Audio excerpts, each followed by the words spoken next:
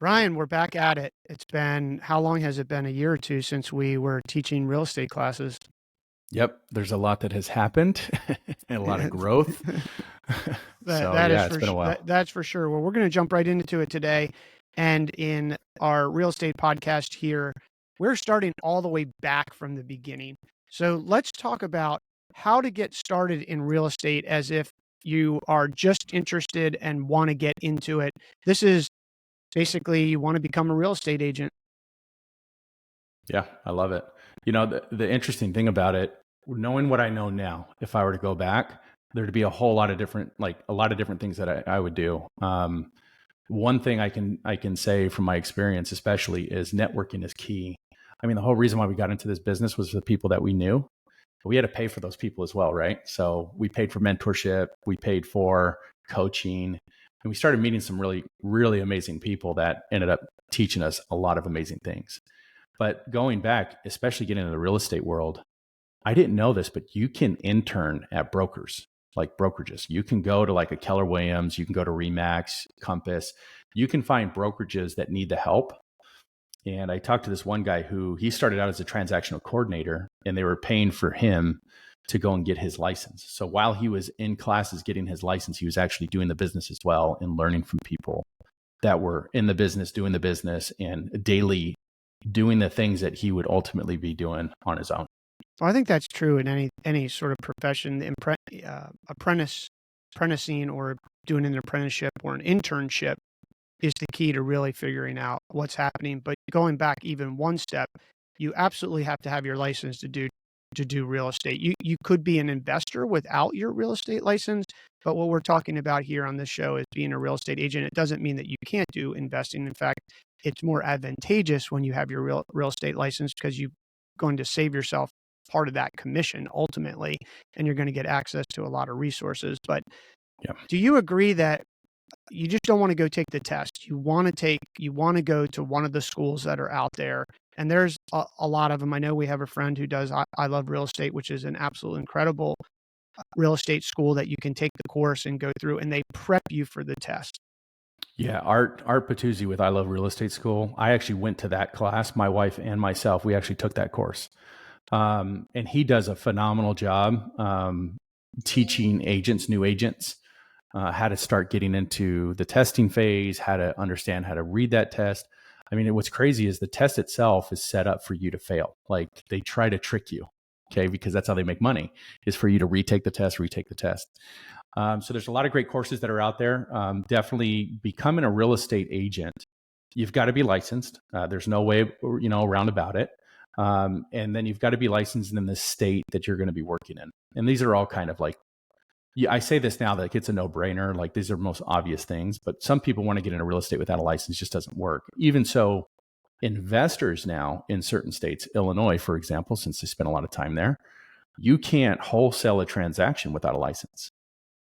So Hmm. it's gone to the point where even investors need a license. And to your point, you save a ton of money, but it also opens the door where you can do a lot more. You become more nimble as a real estate investor with your license, because not everybody's going to take your cash offer. So if they don't take your cash offer, you can do a value add to that person, actually list their house, versus having to refer that to a preferred agent that you work with. I think that's important. One of the things that I learned about the mortgage business is that you do have to be licensed in every state, and some states are easier than others. Here in Yeah. California, it is difficult. In fact, things have changed a little bit, but in order to be even a mortgage broker, you had to be a real estate agent, and then you had to effectively apprentice in real estate for, I think it was 2 years. Uh, Listeners, don't quote Brian and I. It is very, very important that you look up your current state's laws and the real estate school that you choose to go to and or intern or apprenticeship under, as Brian mentioned, will direct you that way. In fact, we were talking before we jumped on here, Brian, some of these brokerages, big and small, will actually pay the real estate agents training program or whatever you want to call it, school costs. But I think they will require that they stay with them for some period of time or they have to pay it back. Do you know Yeah. anything about that?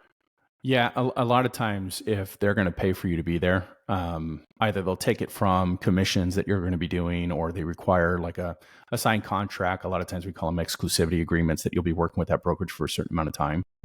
And just going on this apprentice thing, I hope everybody understands that are listening as well. Like Myra and I, we didn't know you could do that. Like in the business world, we say it like, well, no, that's kind of a natural progression. Like you want a job at a bank or, at a big firm or something like that. You want to go and you want to intern with them. That's not a mentality that a lot of people have. My wife, she came from very, very humble beginnings. I mean, her parents are both immigrants. And she never went to college because her parents never knew the counseling that she had to do, the people she had to talk to, the papers she had to fill out. College was not even a thing. So she just started working right away when she was 15. She got a job at 15. She started working at the bank when she was 17. She bought and owned her first franchise when she was 20 years old, bought her second one when she was 21. All she's known is work. And when we got into the real estate world, we heard about this. Well, you could have worked for this brokerage and started learning this stuff and apprenticed with us. Not a lot of people know that, but essentially to your point, like, yeah, if you go into a brokerage like a Keller Williams, Berkshire Hathaway, whichever, Compass, whatever it is, and you partner up with a broker, that broker sometimes, depending, you have to go and talk to these brokers, will pay for you to go through that education and pay for you to get your license. But then essentially 100%, you got to make a return on that investment, and you will be working with that broker for a while, or they'll take a portion of your commissions or something like that as part of repaying back this investment that they put into you for the benefit of that business.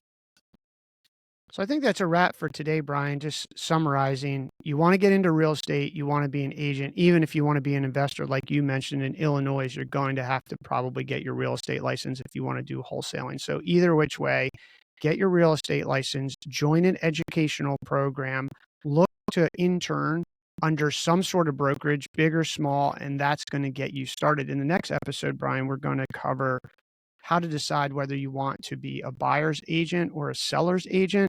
And I know you've got a lot of thoughts around that. So listeners, thanks for tuning in. Tune into the next episode for that. And reach out to Brian or I. We're on social media. We're everywhere. We'll put everything in the show notes. Just so everybody has your handle, Brian, you're on Instagram. That's your main channel. Can you just give a shout out to what that is? Yeah. Instagram channel is at Bry, BRY, and my. MAI, Bry and My. There you go. We'll put that in the show notes. Brian, we'll catch you in the next episode. Take care. Bye, everyone.